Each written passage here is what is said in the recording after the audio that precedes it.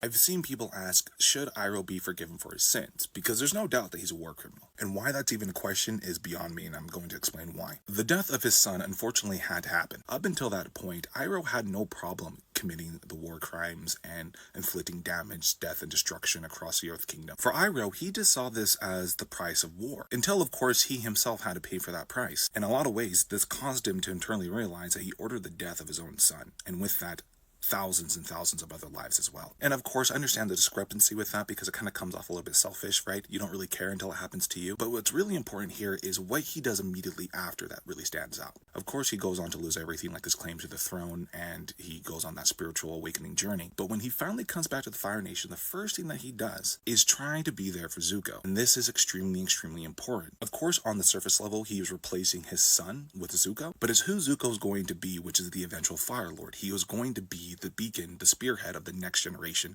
of Fire Nation benders. And unlike his son, who was this perfect soldier who was part of the war machine, who he couldn't save, Zuko he does have the opportunity to save, and not as a soldier, but as a man and eventually a Fire Lord. You have to remember that when Zuko was originally sent off by firelordozai, Iroh actually volunteered to go with him. He wasn't ordered or commanded to. And throughout the series, we can tell, even if it's subtly, that he has no intention to actually catch the Avatar. I mean, he does his best to play face and support Zuko, but honestly, he's just really there just to have one-on-one time with his nephew and hopefully guide him into the right path. And throughout the entire series, that's exactly what he does. Of course, him not killing dragons and joining the White Lotus to atone for his sins is good, but the best way that Iroh felt like he was going to atone for his previous sins, or at least attempt to, was to influence the next generation of the Fire Nation, starting with Zuko, who was going to be their leader. While Iroh and his generation were causing destruction, hopefully he could get Zuko's generation to start to rebuild. Zuko truly was more than just a replacement for his fallen son. Zuko was Iroh's second chance at literally everything, at being a father and a leader, and the trajectory of which the Fire Nation was going.